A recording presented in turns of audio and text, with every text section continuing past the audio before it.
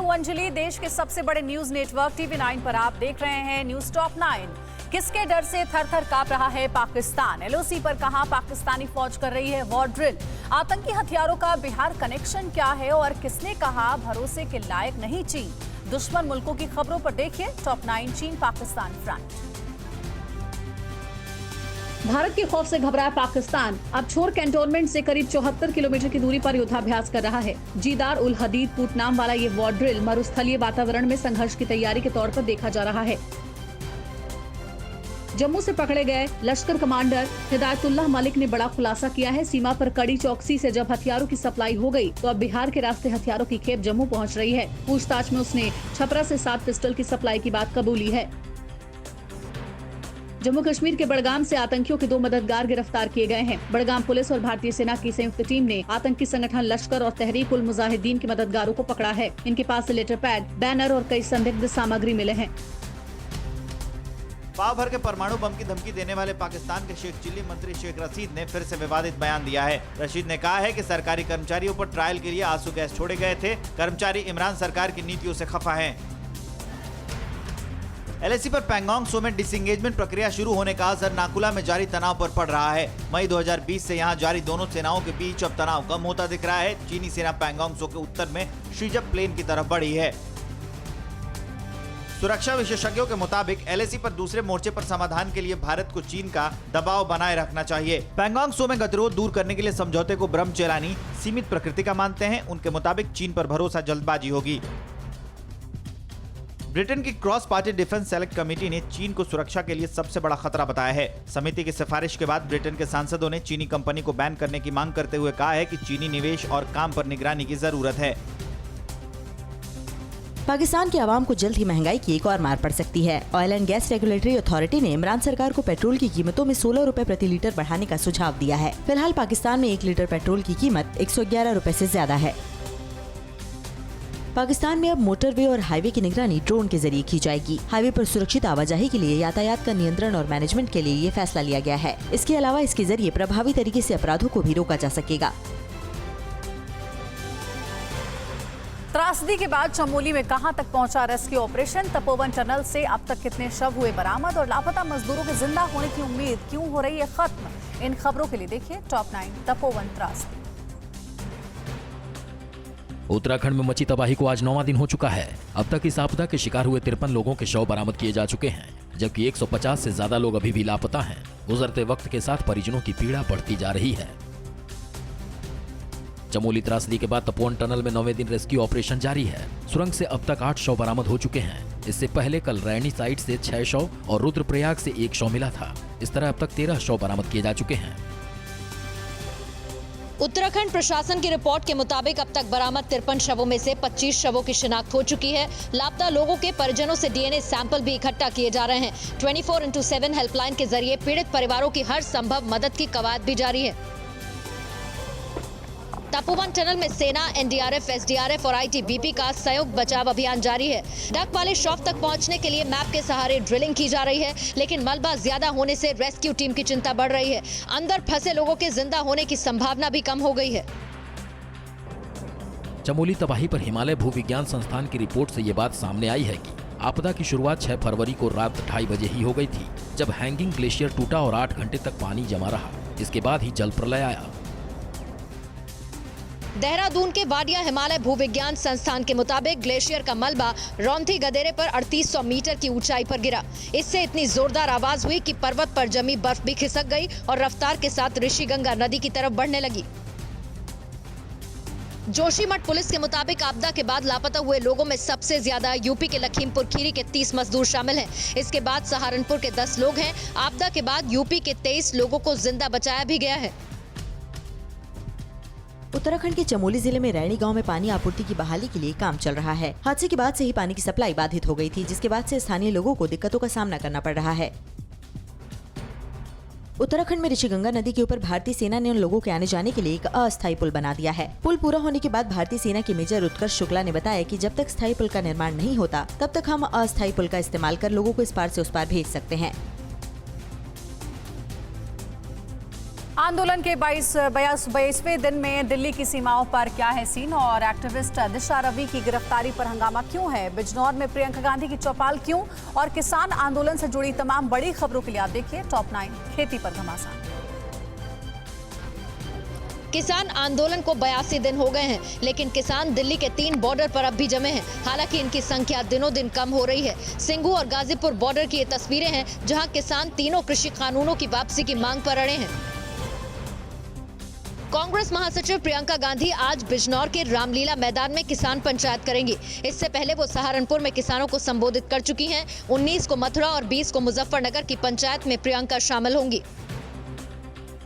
किसान आंदोलन के समर्थन में मुहिम चलाने के लिए टूल किट के इस्तेमाल करने के केस में दिल्ली पुलिस ने बेंगलुरु की दिशा रवि को गिरफ्तार किया है। पुलिस के मुताबिक दिशा ने ही व्हाट्सएप ग्रुप बनाया था। दिशा पर स्वीडन की युवा पर्यावरण कार्यकर्ता ग्रेटा थनबर्ग के साथ टूल किट शेयर करने का आरोप है। दिशा को 5 दिन के पुलिस रिमांड पर भेज दिया गया है। संयुक्त किसान मोर्चा ने टूल किट मामले में एक्टिविस्ट दिशा रवि की गिरफ्तारी की निंदा की और उन्हें तत्काल रिहा करने की मांग की। किसान नेता दर्शन पाल की ओर से जारी एक बयान में कहा गया कि दिशा किसानों के समर्थन में खड़ी थी। वहीं पुलिस का दावा है कि दिशा रवि टूल किट गूगल दस्तावेज बनाने और फैलाने के मामले में मुख्य साजिश करता है। कृषि कानूनों के खिलाफ उत्तर भारत में किसान संगठनों की घमासान के बीच चेन्नई में पीएम मोदी ने तमिलनाडु के किसानों की जमकर तारीफ की। I want to appreciate the farmers of Tamil Nadu. Congress के वरिष्ठ नेता पी चिदम्बरम और जयराम रमेश ने भी दिशा रवि की गिरफ्तारी का विरोध किया है। चिदम्बरम ने ट्वीट किया कि एक कॉलेज की छात्रा देश के लिए खतरा बन गई तो इसका मतलब है कि भारतीय राज्य बहुत ही कमजोर नींव पर खड़ा है। उन्होंने युवाओं और छात्रों से सत्ता पक्ष के खिलाफ आवाज उठाने की अपील की है। पुलवामा शहीदों की याद में किसानों ने कैंडल मार्च निकाला। सिंघू और गाजीपुर बॉर्डर पर डटे हजारों आंदोलनकारी किसानों ने देश के लिए अपनी जान की कुर्बानी देने वाले जवानों को याद किया और श्रद्धांजलि दी। 2 साल पहले जम्मू कश्मीर के पुलवामा में हुई आतंकी घटना में 40 जवान शहीद हो गए थे। पंजाब के मुख्यमंत्री कैप्टन अमरिंदर सिंह ने आंदोलनकारी किसानों की मौत पर केंद्र और हरियाणा सरकार पर निशाना साधा है। अमरिंदर ने कहा कि बीजेपी सत्ता में बने रहने का नैतिक हक गंवा चुकी है। उन्होंने केंद्रीय कृषि मंत्री नरेंद्र तोमर और हरियाणा के कृषि मंत्री जेपी दलाल के किसानों की मौत पर दिए गए बयानों की निंदा की। हरियाणा के करनाल के इंद्री में किसान महापंचायत को संबोधित करते हुए राकेश टिकैत ने कहा कि सरकार कह रही है कि किसान अपना प्रदर्शन स्थल बदल लें। हम ये बता देना चाहते हैं कि न हम पंच बदलेंगे और न ही मंच बदलेंगे। कृषि कानून की वापसी तक सरकार को हम चैन से बैठने नहीं देंगे। कहां हुआ डॉक्टर का एनकाउंटर? पेट्रोलियम और घरेलू गैस से कीमतों में बढ़ोतरी से लोग कैसे परेशान हैं? यूपी और एमपी में के बाद अब गुजरात में भी लव जिहाद का कानून बनेगा और उत्तराखंड जैसी त्रासदी को लेकर उधमपुर पर अलर्ट है। राष्ट्र और राज्य से जुड़ी खबरों के लिए देखिए टॉप 9 देश प्रदेश। लखनऊ में अजीत सिंह हत्याकांड का मुख्य सूत्रधार और शूटर गिरधारी उर्फ डॉक्टर को पुलिस ने एनकाउंटर में मार गिराया। हिरासत से भागते वक्त वो मारा गया। अपने आकाओं की सरपरस्ती में नाटकीय ढंग से दिल्ली में सरेंडर कर वो बच गया था। यूपी और एमपी के बाद गुजरात सरकार आने वाले विधानसभा सत्र में लव जिहाद को लेकर कानून बनाने जा रही है। वडोदरा के निकाय चुनाव प्रचार के दौरान सीएम विजय रूपाणी ने कहा कि लव जिहाद के नाम पर जो कुछ चल रहा है उसे चलने नहीं देंगे। गुजरात के सूरत में बीजेपी प्रत्याशी ने निकाय चुनाव प्रचार के दौरान अनोखा तरीका अपनाया। प्रत्याशी और समर्थकों ने पीएम मोदी की तस्वीर वाले मास्क पहनकर वोट की अपील की। महाराष्ट्र के जलगांव में भीषण सड़क हादसे में 15 लोगों की मौत हो गई, जबकि 2 लोग गंभीर रूप से जख्मी हैं। हादसे में एक ही परिवार के 10 लोगों की मौत हो गई। ट्रक और क्रेन के बीच टक्कर से हुए हादसे के दौरान ट्रक पलट गया।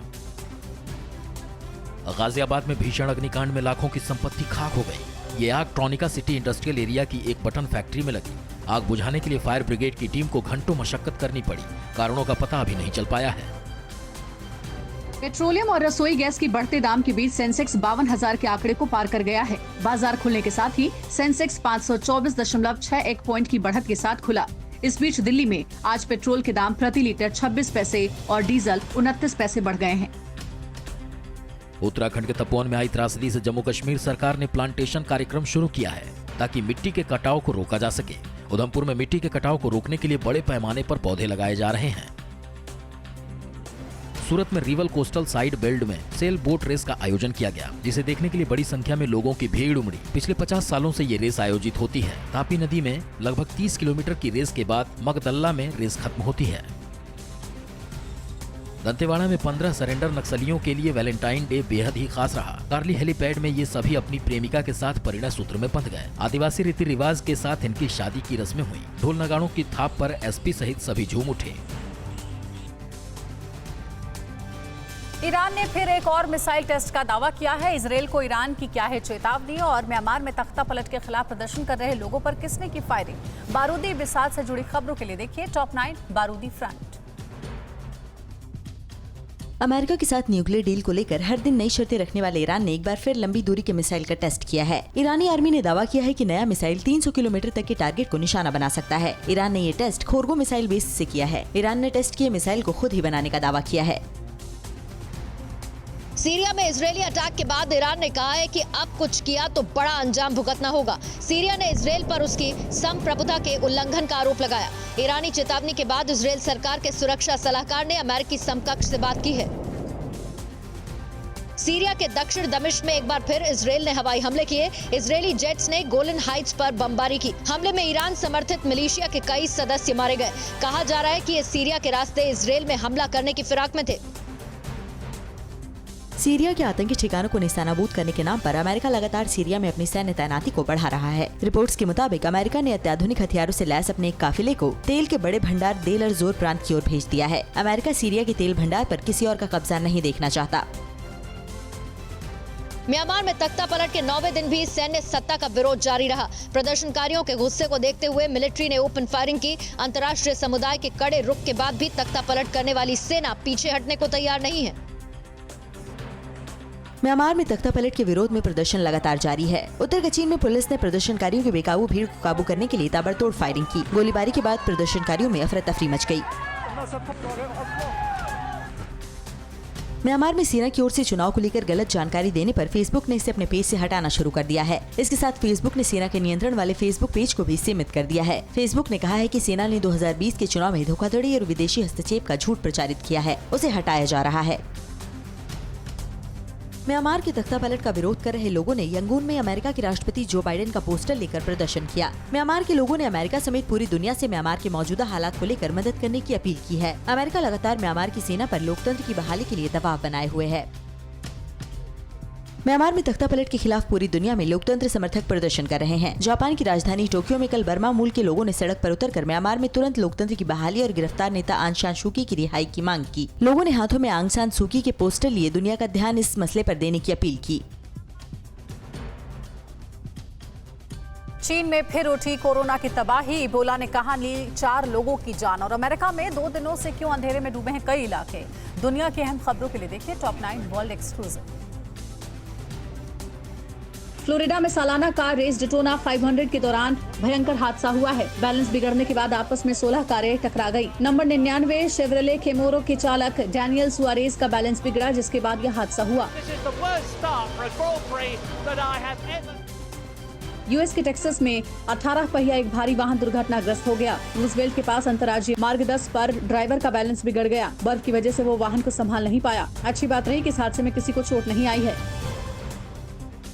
दक्षिण पश्चिम चीन के यूनान प्रांत में देर रात तक एक गांव में भीषण आग लगी। वेंगडिंग गांव में सैकड़ों झुग्गियां जलकर खाक हो गई। इन इलाकों में जातीय अल्पसंख्यकों की बड़ी आबादी रहती है। कोरोना के बाद अब दक्षिण अफ्रीका में इबोला का संक्रमण बढ़ रहा है। गुयाना में इससे 4 लोगों की मौत हो गई। अल जजीरा की एक रिपोर्ट के अनुसार साइबेरियाई सीमा के पास 7 लोग संक्रमित हैं। स्वास्थ्य मंत्रालय ने इबोला महामारी की घोषणा की है। लॉकडाउन का उल्लंघन करने वाले चीनी नागरिकों को बड़ा खामियाजा भुगतना पड़ा है। हेबेई प्रांत के कई शहर में फिर से कोरोना के मामले बढ़ रहे हैं। कई लोग गंभीर रूप से बीमार हैं, जिन्हें तत्काल इलाज की जरूरत पड़ रही है। ब्रिटेन के प्रधानमंत्री बोरिस जॉनसन 19 फरवरी को G7 देशों की बैठक से पहले G7 देशों के प्रमुख की मेजबानी करेंगे। 19 फरवरी को वीडियो कॉन्फ्रेंसिंग के जरिए ये बैठक होगी। G7 के देशों में ब्रिटेन के अलावा कनाडा, फ्रांस, जर्मनी, इटली और जापान के साथ अमेरिका भी शामिल है। G7 देशों की बैठक जून में होने वाली है। यूएस के लास वेगास में भयानक आंधी आई है। इस तूफानी आंधी में कई पेड़ उखड़ गए। कई घर और सड़कों को भी भारी नुकसान हुआ है। क्लार्क काउंटी के कई इलाकों में आंधी की वजह से बिजली सप्लाई भी बुरी तरह से प्रभावित है। यूरोप और अमेरिका के साथ रूस में भी इन दिनों भारी बर्फबारी हो रही है। स्नो अटैक से राजधानी मॉस्को थम गई है। मॉस्को में स्नो अटैक की वजह से हाईवे पर गाड़ियां जहां तहां फंसी हुई हैं। हाईवे पर बर्फ की मोटी परत जमने की वजह से गाड़ियों के ब्रेक नहीं लगे और वे एक दूसरे से टकरा गयी। हालांकि इस दौरान कोई बड़ा हादसा नहीं हुआ। इस वक्त पूरा यूरोप भारी बर्फबारी की चपेट में है। ग्रीस में इन दिनों बर्फ की बारिश हो रही है। हर तरफ बर्फ ही बर्फ दिखाई दे रही है। बर्फ की सफेद चादर सड़क से लेकर घरों को अपनी आगोश में समेटे हुए है। बर्फबारी की वजह से तापमान 3 डिग्री तक गिर गया है। बर्फबारी की वजह से आम जनजीवन और यातायात बुरी तरह से प्रभावित है।